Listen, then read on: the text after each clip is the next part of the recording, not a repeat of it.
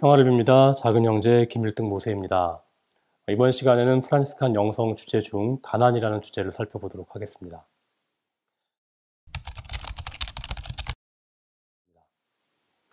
많은 사람들이 프란시스칸 삶을 떠올릴 때 아마도 가장 먼저 생각하는 단어는 가난일 것입니다.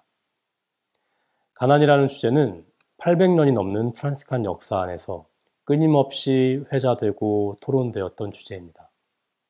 이 가난이라는 주제로 수도회가 개혁되기도 했었고 심지어는 분열되는 아픈 역사를 겪기도 했습니다.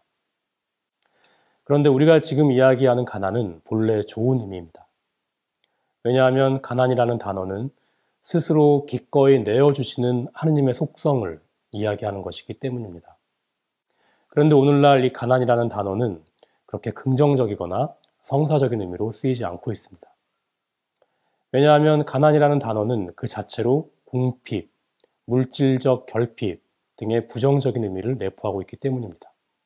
우리 수도 생활 안에서도 일종의 불편하거나 다루기 부담스러운 개념으로 여겨지거나 혹은 따라잡을 수 없는 참조점으로만 작용하고 있다는 인상을 지울 수 없습니다. 물론 개인적인 인상입니다. 오늘날의 물질적 풍요를 함께 나누고 있는 우리 한국의 수도 생활과 신자 생활 맥락 안에서 이 가난이라는 단어는 그 의미가 다시 본래의 자리로 회복되어야 하고 그렇게 올바른 의미로 이해되어야 할 개념이라고 생각합니다. 아직도 일부 수도자들은 우리는 수도자니까 가난해야 해 라고 말하면서 좋게 보면 전통적이고 나쁘게 보면 가난에 대한 근본적인 이해가 결여된 경우를 어렵지 않게 접하곤 합니다. 그렇습니다. 수도자에 국한해서 본다면 우리는 수도자니까 가난해야 합니다. 그런데 왜 수도자는 가난해야 합니까? 여기서 말하는 가난은 도대체 어떤 의미입니까? 단순히 적게 탐하고 적게 소유하고 다른 사람들보다 조금 더 없이 사는 것이 가난입니까? 가난은 최소한 복음이 제시하는 차원에서 보자면 대단히 심원하고도 근본적인 인간의 신비와 하느님의 신비를 담고 있습니다. 가난은 하느님의 신비이자 예수님의 탄생과 지상 삶과 순환과 죽음을 통해 계시된 하느님의 현존 방식입니다. 예수님은 우리의 원형이십니다. 따라서 인간도 그 원형의 모습에 따라 본래 가난한 모습으로 창조되었습니다. 그렇게 우리 모두가 예수님의 모습대로 창조되었기 때문입니다. 그렇게 본래 가난은 대단히 거룩하고 온전한 개념입니다. 그렇게 하느님의 신비와 인간의 속성 그 자체를 드러냅니다. 다들 아시겠지만 프란치스코는 가난에 집중하고 매달렸습니다. 프란치스코가 이토록 가난에 매달린 이유에는 가난이신 하느님에 대한 체험이 자리하고 있습니다. 가난은 육화와 십자가라는 가난을 자유롭게 택한 하느님의 가난에서 시작됩니다. 하느님의 육화는 그 어떤 것도 고수하지 않는, 심지어는 당신의 천상 지위도 고수하지 않는 하느님의 너그러우심으로 체험되었습니다. 즉 거룩한 말씀이 피조물이 되고자 하였고 그렇게 되기를 택하였으며 따라서 삼위일체는 우리에게 언제나 자기 자신을 자유롭게 내어주는 지극히 높은 선으로 체험됩니다. 하느님은 내어줌을 통하여 몸소 진정하고도 온전한 가난을 보여주셨고 그것이 곧 선으로 체험되었습니다. 이 선이라는 단어는 기본적으로 나를 기꺼이 나누고 내어줌이라는 의미를 지니고 있습니다.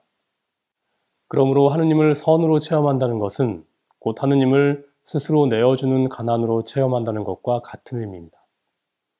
그래서 프란치스코는 인준받지 않은 수도규칙 17장에서 다음과 같이 말합니다. 우리는 지극히 높으시고 지존하신 주 하느님께 모든 좋은 것을 돌려드리고 모든 좋은 것이 바로 그분의 것임을 깨달으며 모든 선에 대해 그분께 감사드립니다. 즉 프란치스코는 이 세상에 존재하는 모든 좋은 것이 바로 지극히 높은 선, 나눔, 가난이신 하느님의 자기 나눔의 소산이라고 말하는 것입니다. 바로 이 지점에서 가난이 시작됩니다. 가난은 이 세상에 존재하는 모든 것이 하느님의 것이고 바로 그 하느님의 주권을 표현하고 있으므로 주인이신 하느님께 이 좋은 모든 것을 다시 감사롭게 돌려드린다는 삶의 철학입니다.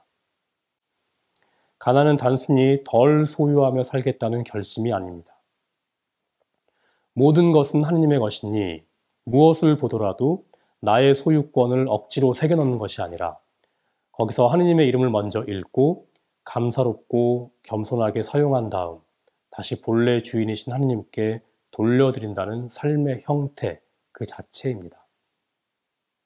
바로 여기에 가난 이해뿐만 아니라 피조물 이해, 인간 및 피조물과 우리가 맺는 관계의 이해에 대한 뿌리가 담겨 있고 심지어는 우리가 매일 살아가는 경제생활의 의미도 담겨 있습니다. 예컨대 교황 프란치스코는 찬미받으소서 11항에서 첼라노와 보나벤투라가 전하는 프란치스코의 피조물 사랑을 각각 설명한 후에 다음과 같이 첨언합니다. 프란치스코 성인의 청빈과 검소는 피상적인 금욕주의가 아니라 좀 더 근본적인 것입니다. 곧 현실을 단순히 이용하고 지배하기 위한 대상으로 삼는 것을 거부하는 것입니다. 라고 말을 합니다. 여기서 교황 프란치스코가 함축하는 바는 가난이 단순한 하나의 덕 이상이라는 점입니다. 그것보다 좀 더 근본적인 것, 즉 모든 것은 오로지 하느님께만 속해 있기에 어떤 피조물을 보든 누구를 만나든 그 안에서 하느님의 주권과 소유권을 읽고 보아야 하며 그렇게 피조물을 제대로 바라볼 때 청빈과 검소의 삶이 자동적으로 따라온다는 것입니다. 클라라 역시 이 돌려드림의 가난의 원리를 엄격하게 적용하였습니다. 클라라도 가난을 하느님의 속성으로 규정하면서 다음과 같이 말합니다. 오 경건한 가난이여, 하늘과 땅을 다스렸고 또 다스리시며 말씀으로 만물을 지어내신 주 예수 그리스도께서 무엇보다도 먼저 그대를 품으실만 하였으니. 그리스도께서 먼저 이 가난을 품었다라는 거죠. 이렇게 클라라도 역시 하느님이 이 가난을 먼저 사랑하였고 선택하였음을 분명히 합니다. 그리고 클라라에게 이 가난의 가시적인 표현은 십자가에 못 박힌 그리스도 안에서 분명하게 드러났습니다. 클라라는 예수 그리스도의 십자가 안에서 하느님이 당신 자신을 위해서는 그 어느 것도 간직하지 않고 반대로 당신 자신을 우리에게 온전히 내어준다는 점을 깨달았습니다.